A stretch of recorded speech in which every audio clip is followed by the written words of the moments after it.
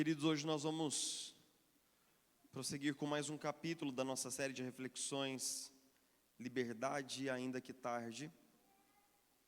E o texto da nossa conversa de hoje está lá em Juízes capítulo 11, verso 1, livro de Juízes capítulo 11,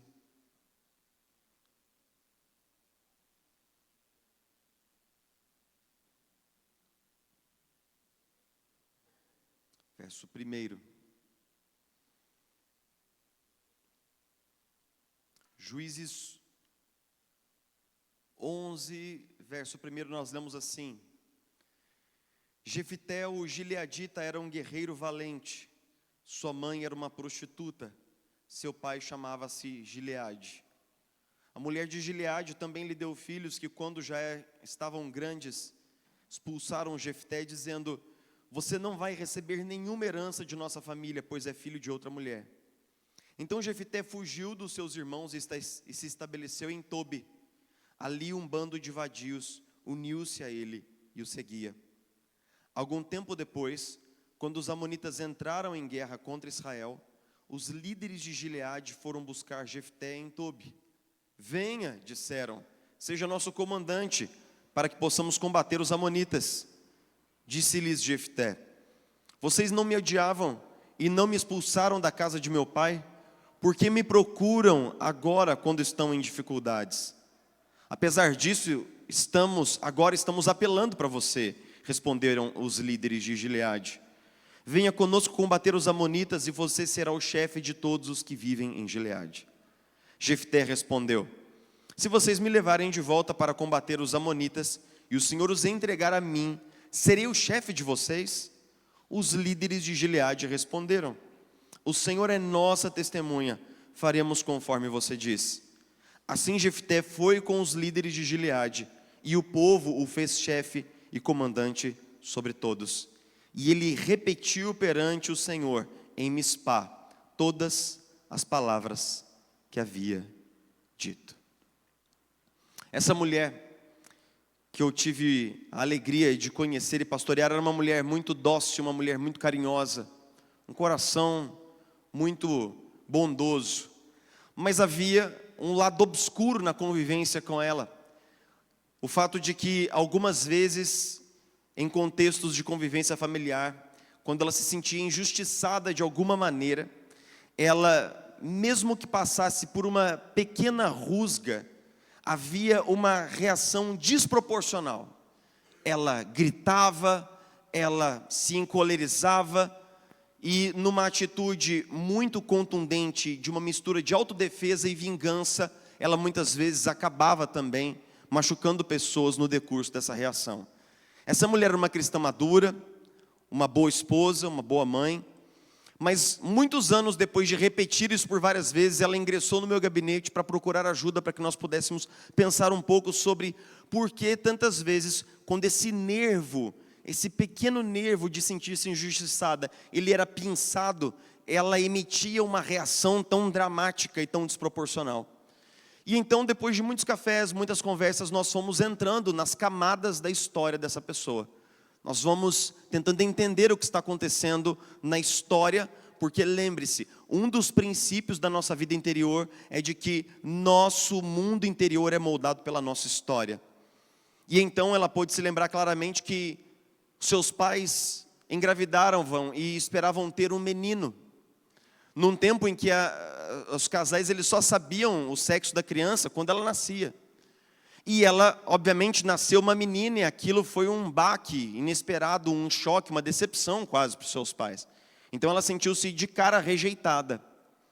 Mas além disso, mais tarde seus pais tiveram um filho homem, o caçula. E na convivência familiar, quando o caçula aprontava alguma arte, quebrava alguma coisa dentro de casa, o filho e os pais manejavam para elegê-la a ovelha negra. Então ela levava toda a culpa de tudo que acontecia dentro da família. Isso se repetiu por anos, mas especialmente na infância, ela se sentia tão impotente diante das injustiças e diante do fato de que, além de rejeitada, ela, procurando ser uma boa filha, ela era punida por coisas que ela não havia feito. Ou seja, existem experiências que nos marcam profundamente. Existem determinados padrões de sofrimento, especialmente na infância, que marcam profundamente a nossa história. Décadas já haviam se passado, ela era uma adulta, ela havia concebido sua própria família, mas aquele trauma ainda estava ali, invisível, exercendo uma enorme influência e pressão sobre as suas relações, sobre as suas escolhas e sobre a sua vida familiar e conjugal. O primeiro princípio do nosso mundo interior é de que o nosso mundo interior é moldado pela nossa história. Mas o segundo princípio é de que nós interpretamos o presente por meio dessas experiências passadas. Ou seja, o passado, ele está muito presente nos nossos relacionamentos, nas nossas escolhas, agora, quando nós lemos e interpretamos as situações presentes por meio de escolhas que nós vivemos no passado, por meio de experiências que nós vivemos no passado. O que significa dizer que nós podemos ser sutilmente escravizados por traumas e dilemas não resolvidos ou mal resolvidos no nosso coração. O lema dessa série é liberdade ainda que tarde, para dizer que mesmo que tenhamos vivido por décadas com determinadas machucaduras da nossa alma, isso não significa dizer que hoje e agora, por causa do poder do Evangelho em Jesus, nós não podemos ser transformados e libertos. E depois da tomada da terra prometida e da morte de Moisés e de Josué, nós temos um período de grande esfriamento espiritual de Israel. Eles passam a cultuar alguns dos ídolos cananitas, e dentro desse processo de se afastar do Senhor, Deus permitia que os seus inimigos alcançassem vantagem sobre eles. E então eles sofriam e eram vencidos. E derrotados e humilhados, eles clamavam ao Senhor e pediam restauração. E como uma resposta ao clamor do povo, Deus enviava um juiz. Essa é basicamente a estrutura que se repete muitas vezes no livro de Juízes, um livro que cobre 400 anos da história de Israel. E dentro dessa estrutura, nós temos 6 juízes maiores, cujas histórias são um pouco mais alongadas e detalhadas, e 6 juízes menores que são quase que citados en passant. Um dos juízes mais famosos é obviamente o nosso querido Sansão, cuja história pulula na imaginação das crianças. Mas um outro juiz é Jefté, esse jovem guerreiro que era um homem virtuoso, assim como ele nos é apresentado no início do capítulo, porém era filho de uma prostituta. Gileade, que basicamente foi o homem que acabou dando um nome para o clã e para toda uma porção de terra. Afinal, nós nos lembramos do versículo, há um bálsamo que cura, aonde? Lá em Gileade, nesse lugar, nessa terra, nessa fazenda, o fundador do clã havia tido um filho ilegítimo antes do casamento, muito provavelmente com uma prostituta. E esse filho, nós não sabemos porquê, ele foi trazido para dentro da casa de Gileade, ele foi criado aos pés de Gileade. E tudo ia bem. Só que um dia convocaram uma reunião de família. E todos os irmãos de Gileade reunidos com ele no entorno da mesa. E de repente, eles dizem assim, olha, nós temos negócios familiares para tratar. E Jefté ficou surpreso, porque Jefté não sabia da pauta da reunião. E eles disseram, olha, nós estamos expulsando você hoje de casa. Nós estamos enviando você para fora do clã e para fora do vilarejo, porque você é filho de uma prostituta. E você não vai herdar nenhum centímetro de terra do nosso pai junto conosco. Você não tem parte nos negócios dessa família. E eles expulsam a sangue frio seu próprio meio-irmão da família. 2 coisas chamam muita atenção. A primeira é que nós não temos nenhum motivo para crer que Gileade ainda não era vivo. E que, portanto, ele sendo o patriarca da família, ele deveria ou poderia ter uma enorme influência nessa situação, porque ninguém jamais ousaria desrespeitar o patriarca do clã. Mas nós não temos uma palavra de defesa de Gileade em favor do seu filho ao longo de toda a narrativa, ele sequer aparece. Mas a segunda coisa que destaca-se é que para nós, mudar de cidade ou ir para um outro lugar não parece um grande problema, porque afinal de contas, nós viemos de outros lugares para morar em São José dos Campos. Então mudar de cidade para nós não nos parece uma grande coisa, mas eu quero que você se teletransporte para o mundo antigo, onde um indivíduo, ele só entendia o seu valor, a sua identidade, o seu senso de pertencimento a partir da família, do clã e da terra. Então, quando Jefté é expulso de casa, ele não está perdendo a convivência com a sua família apenas ou um teto seguro sobre a sua cabeça. Ele está perdendo absolutamente tudo. Sua identidade estava sendo arrancada, o seu valor estava sendo arrancado, o seu lugar como participante ativo do povo de Deus estava sendo arrancado. Jefté perdeu absolutamente tudo numa reunião de família. No final daquela reunião, ele era um homem sem clã, sem nome, desterrado, jogado para fora. Antes ele era Jefté, como nós dizemos lá em Minas. Você é filho de quem?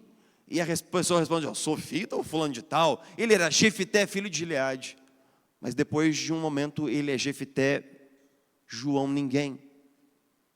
Repentinamente, Jefté passa por esse trauma, passa por esse solavanco, passa por essa experiência que deve ter lhe deixado absolutamente aterrado, confuso e perplexo.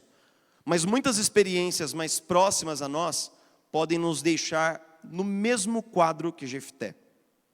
Eu vou citar algumas cenas aqui, e eu peço que você as imagine e tente conectar o seu coração com essas cenas.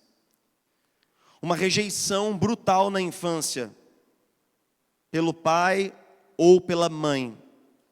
Passar por um evento de violência com abuso físico, ou mesmo passar por um abuso sexual, por um parente ou por um estranho na infância. Conviver com pais alcoólicos, adictos, violentos. Passar pela morte abrupta e repentina da mãe, do pai ou de um responsável muito querido. Testemunhar violência doméstica, sistêmica, entre os pais ou irmãos. Sofrer abandono afetivo na forma de uma negligência prolongada, não ser visto, não ser amado, não ser cuidado. Sofrer com um pai ou com uma mãe que tem algum transtorno psiquiátrico grave e não tratado, seja uma depressão crônica ou um transtorno de humor ou personalidade como bipolar ou borderline, por exemplo. Passar por um acidente grave ou mesmo por um desastre natural. Conviver com o bullying persistente na família ou mesmo com as crianças do bairro ou com as crianças da escola. Sentir-se rejeitado e esquisito diante das crianças do bairro ou da escola. Passar por um divórcio conflituoso dos pais, envolvendo brigas, disputas de custódia, conflitos intensos. Passar por uma hospitalização prolongada, com diversos procedimentos invasivos, convivência com o medo da morte e o isolamento de uma UTI, por exemplo. Testemunhar uma morte grave ou um acidente. Ser traído pelo cônjuge. Mudança abrupta de cidade ou de ambiente, quebrando vínculos e relacionamentos. Crescer numa comunidade violenta, na qual há tiroteios, tráficos, criminalidade. Passar pelo processo de agressão verbal e emocional de um familiar, de um pai ou de uma mãe. Testemunhar a prisão de um parente próximo. Essa é uma lista compreensiva de experiências que submetem indivíduos a traumas em todas as áreas e em todas as fases da vida, mas especialmente na infância.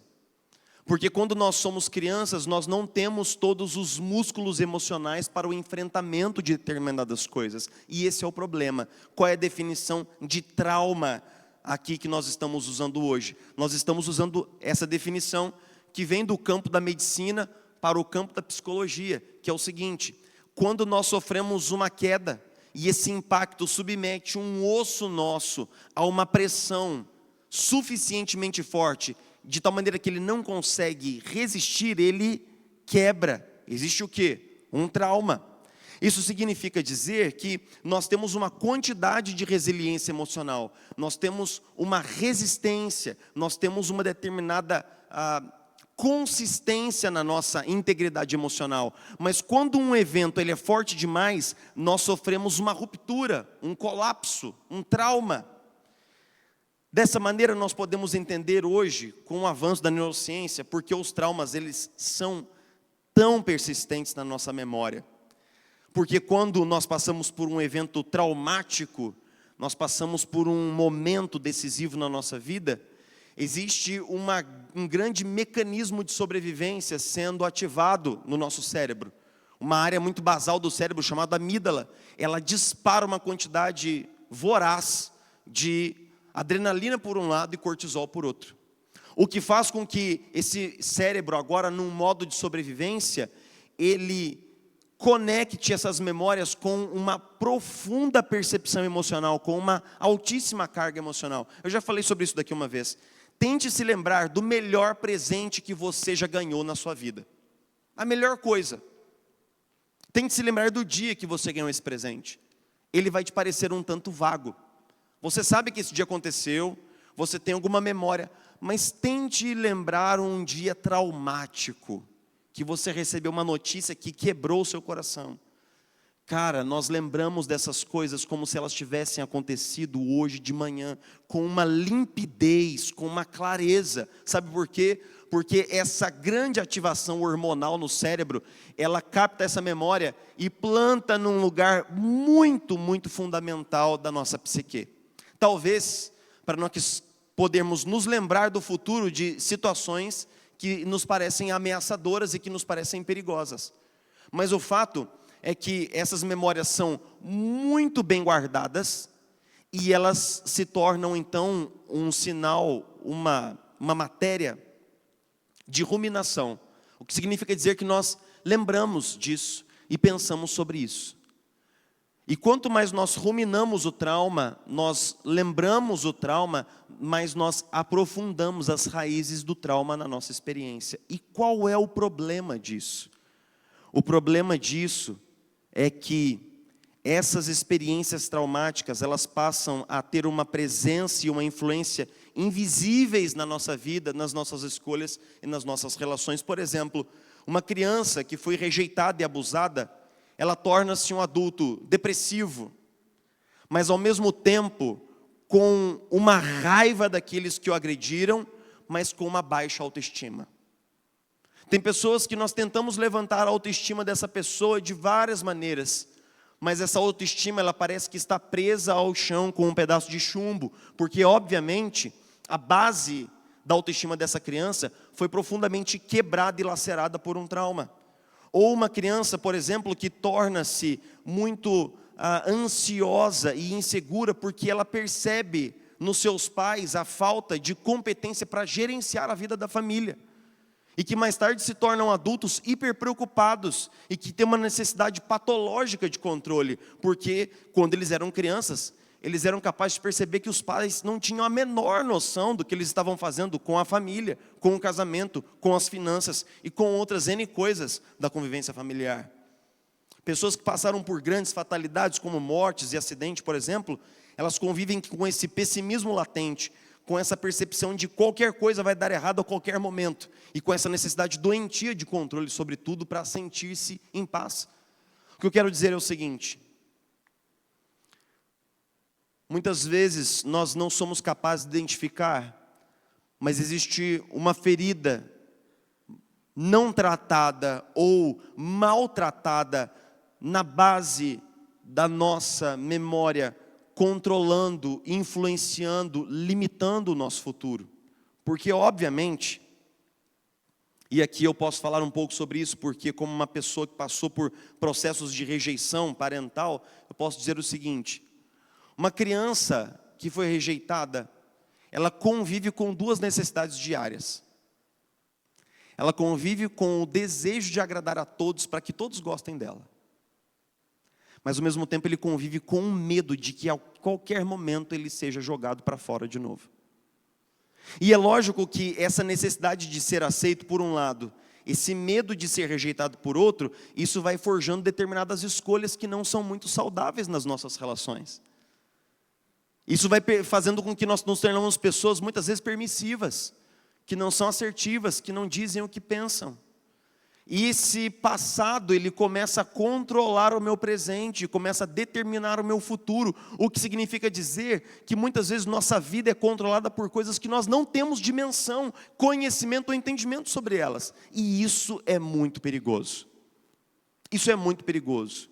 Todo mundo que já passou pelo meu gabinete sabe que a pergunta mais importante que eu faço quando alguém me conta alguma coisa, fala assim: pastor, olha, eu tenho medo de me comprometer em novos relacionamentos. Eu faço uma pergunta só: por quê?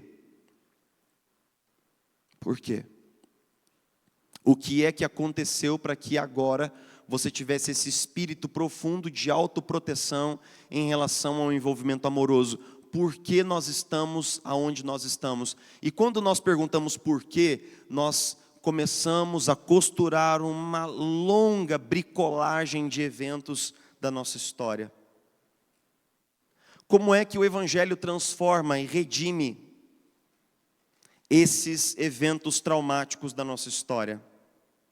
Hoje nós temos um exemplo diante de nós que não é um exemplo muito positivo, porque Jefté, obviamente, sendo um homem de muito valor, ele foi lembrado pelos seus irmãos quando os israelitas entraram em guerra com os amonitas. Então, quando a guerra estourou, eles falaram assim: rapaz, a gente bem poderia trazer Jefté de volta, porque ele era um cara muito valente, vigoroso, forte na batalha. E eles foram a Tobi. Quando eles chegam a Tobi, nós não sabemos quanto tempo ocorreu entre esses eventos, mas nós descobrimos que quando Jefté recebe essa comitiva, ele diz assim: ué, mas vocês não me odiavam e não me mandaram para fora de casa. Ele está recebendo os líderes da comunidade, e é muito provável que entre alguns líderes da comunidade estivessem alguns dos seus próprios irmãos. Por isso ele fala com eles como se aqueles líderes os tivessem mandado embora. Ele fala assim: ué, vocês não me odiavam e não me mandaram embora, e agora vocês vêm até mim? E eles falam: sim, porque nós estamos em guerra com os amonitas. E ele fala assim: bom, mas e o que eu tenho com isso? Ah, Jefté, se você nos liderar diante dos amonitas, nós vamos te levar para casa de volta, nós vamos te reintegrar ao clã. E Jefté disse assim: é pouco, ótimo, nós vamos fazer de você o líder de todo o clã. Olha que proposta: se você nos conduzir em batalha e nós vencermos, você volta para casa. E não apenas volta para casa, mas você volta para casa entrando não pela porta dos fundos, por onde nós enxotamos você. Você volta pela porta da frente, você volta como o líder. Ótimo. O que nós podemos entender é que Deus estava, por meio da sua diviníssima providência, criando um caminho de volta para Jefté. Criando um caminho para que os erros do passado fossem sarados, para que as mazelas do passado de Jefté fossem curadas, para que ele pudesse voltar para casa, voltar para o seu clã, ser reintegrado e agora honrado diante dos seus pares. Ótimo. Deus sempre está trabalhando a favor dos seus.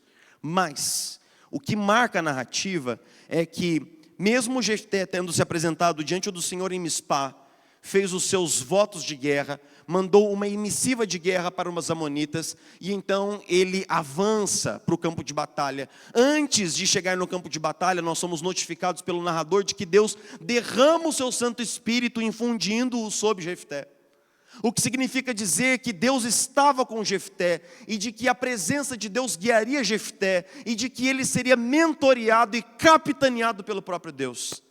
Deus estava fazendo absolutamente tudo para levar Jefté de volta para casa. Mas, toda história tem um mas. Mas Jefté não confiou no Senhor. Jefté não confiou no Senhor. E por isso, por insegurança, por falta de confiança e por absoluta falta de dependência, Jefté fez um voto. E o voto é o seguinte: Senhor, se eu vencer os amonitas, o primeiro que sair de casa para me saudar após a minha vitória, esse eu o entregarei em holocausto ao Senhor. Esse é um voto abominável diante de Deus. Nós sabemos por causa de Levítico e de Deuteronômio que o Deus de Israel jamais aceitou votos de sacrifícios humanos. No entanto, Jefté estava vivendo há muitos anos já fora da presença do povo de Deus, e o próprio povo de Deus estava num tempo de apostasia, de esfriamento espiritual. Eles não conheciam a palavra que lhes fora legada por meio de Moisés. Então, por puríssima ignorância, por um lado, mas por um desejo afoito de assegurar-se da vitória por outro, Jefté fez um voto. E então Herbert Wolff, comentando esse texto, diz o seguinte: o desejo de Jefté de derrotar os amonitas era tão intenso que ele fez um voto especial ao Senhor.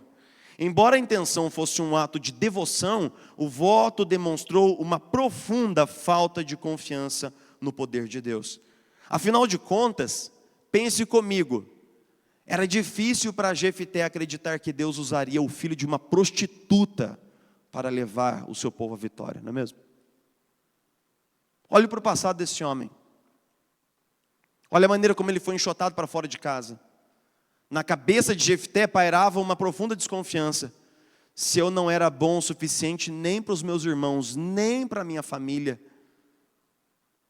é certo que eu não sou bom o suficiente para agradar a Deus e para ser um instrumento dele. E é aí, nesse ponto muito perigoso de articulação, nesse ponto pivotante, decisório da nossa história, é que nós vemos como um trauma passado, ele pode governar nossas escolhas no presente e amputar o nosso futuro. Porque Jefté fez o voto. Ele foi para o campo de batalha e ele venceu. E quando ele voltou para casa, a filha única de Jefté, vestida de vestes festivais, saiu pela porta de casa para abraçar o seu pai querido que vinha triunfante da batalha. E no momento em que ele viu sua filha, ele arrojou-se ao chão, rasgou suas vestes e disse: "Ah, minha filha, hoje você se torna para mim um motivo de lamento e de desgraça, porque fiz um voto ao Senhor e não posso voltar atrás." É lógico que podia. Deus nunca comandou aquele voto. Tudo isso está no âmbito da ignorância espiritual de Jefté. Mas Jefté dá cabo do seu compromisso. Alguns comentaristas vão dizer assim que não, que a filha de Jefté foi ser uma espécie de uma menina casta, vivendo nas montanhas. Não é isso que o texto indica. As duas vezes que Jefté se refere ao seu voto, ele usa a palavra holocausto, o que significava matar a vítima, esquartejar a vítima, colocá-la sobre uma grelha e fazer com que tudo aquilo se tornasse cinzas. Completamente queimado ao Senhor, era o holocausto. E aqui nós temos um ponto muito irônico da vida de Jefté. Jefté volta para casa, ele é reintegrado ao clã, como líder do clã. Então, de certa forma, ele volta para casa, mas a descendência de Jefté morre ali. Ele não tem filhos para dar continuidade na sua linhagem. Ele não tem um sangue para continuar a sua história e a história da sua família no seio de Israel. A história de Jefté é brutalmente cancelada por sua absoluta falta de confiança no trabalho de Deus a favor dele e da sua vida. A história de Jefté é para nós um testemunho solene de duas coisas para nós encerrarmos. Em primeiro lugar, do que Deus quer fazer na nossa vida. Acorde todos os dias com essa ideia muito firme na sua cabeça. Deus quer curar você, transformar você e abençoar você. Acorde todos os dias com essa ideia firmada na cabeça. O nosso Deus é um Deus de redenção. O Deus revelado na palavra é um Deus de cura. Esse Deus que levanta do pó o necessitado e ergue do lixo o pobre para fazê-lo sentar-se com os príncipes do seu povo. Esse Deus dá um lar à mãe estéril e faz dela uma feliz mãe de filhos. Salmo 113. Todos os dias Deus está trabalhando a nosso favor, diuturnamente, pela nossa cura, pela nossa liberdade emocional, para que o nosso passado seja lavado, sarado e transformado. Todos os dias Deus está fazendo um caminho de volta para nós, todos os dias. Mas, a segunda coisa é que nós precisamos trabalhar com Deus nesse processo. Quando nós falamos sobre a nossa salvação, Deus age soberanamente e glória a Deus por isso.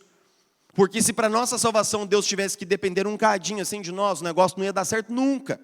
E é por isso que Jesus morre numa cruz, é por isso que Deus envia o Espírito Santo para nos confirmar a verdade de forma interior, é por isso que Deus nos redime. Então, na justificação, Deus opera soberanamente, mas quando se fala de santificação e da transformação da nossa vida, nós precisamos cooperar com Deus. John Owen, um dos maiores teólogos reformados de todos os tempos, ele diz o seguinte: no que diz respeito à nossa salvação, Deus age com o seu poder soberano, mas em relação à nossa santificação, nós precisamos cooperar com o que Deus está fazendo na nossa vida.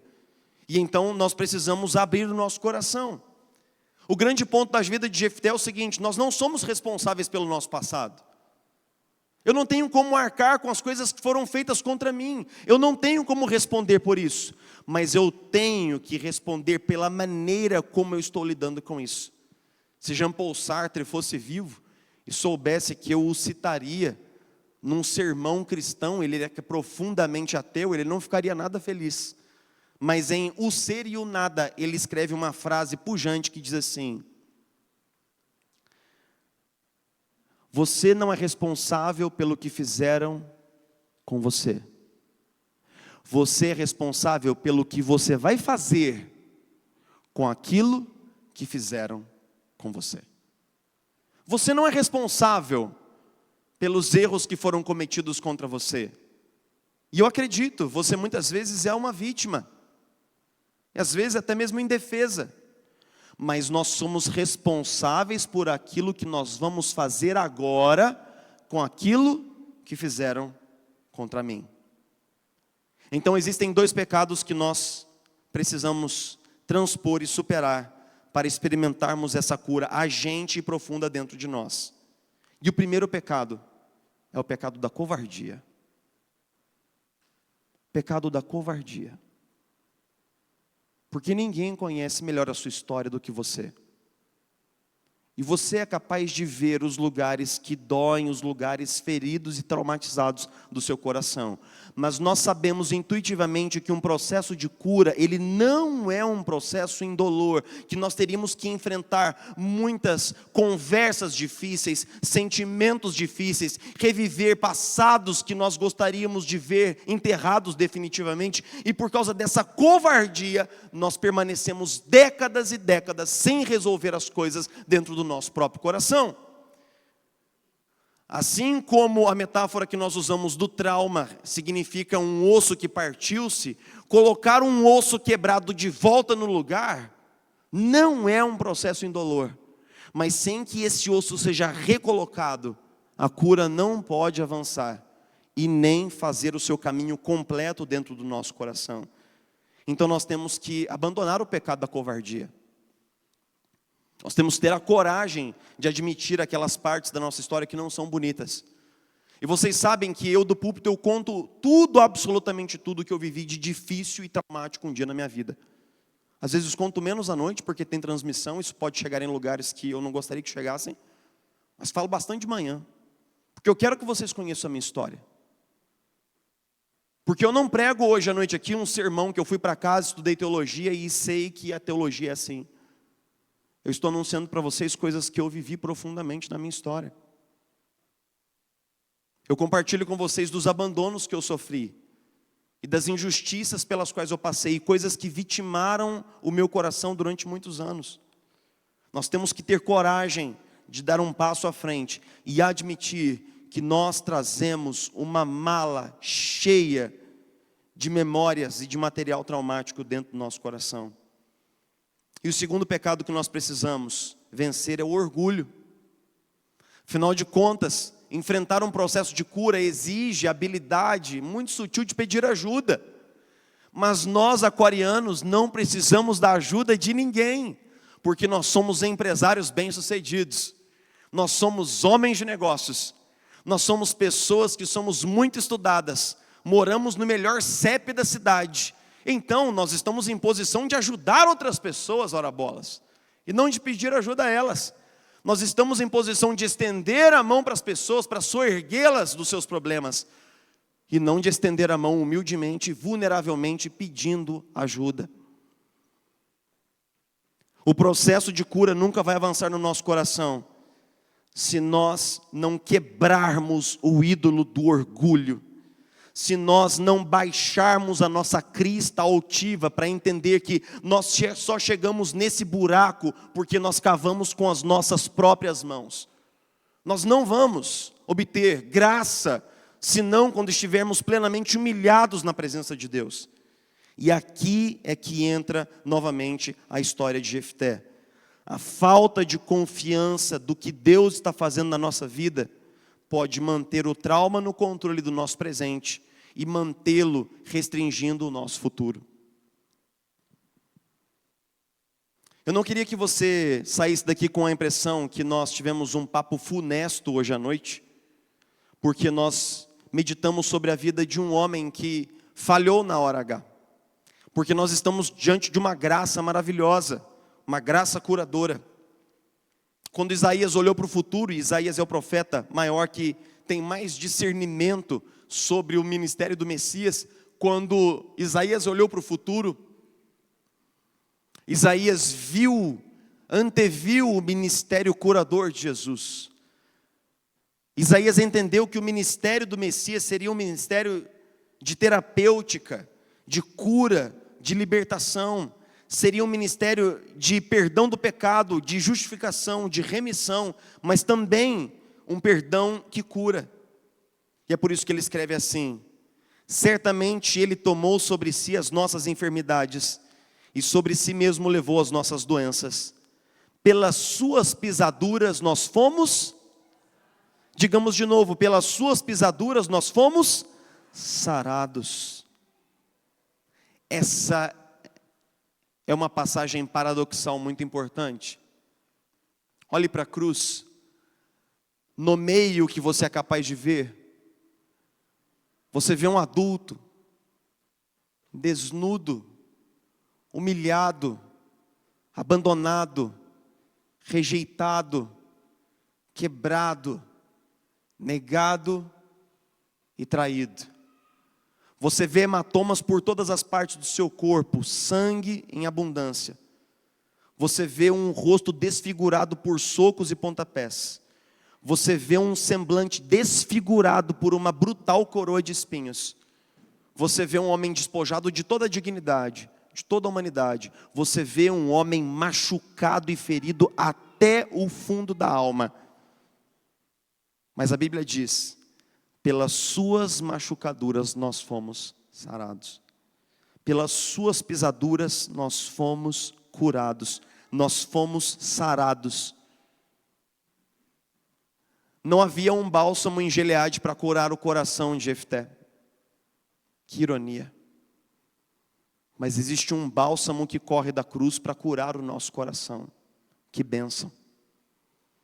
Existe uma verdadeira vitalidade espiritual sendo derramada sobre nós, para que no poder do Evangelho nós possamos abordar, falar sobre os nossos traumas e permitir que a graça de Deus maravilhosa possa se derramar como cura. Então a pergunta que eu tenho para você para encerrar o nosso tempo juntos é: por que você fecharia o seu coração?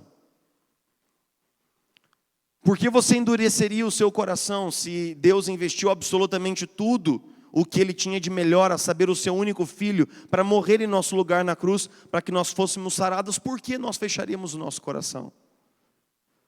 Nós precisamos aprender a abrir o nosso coração.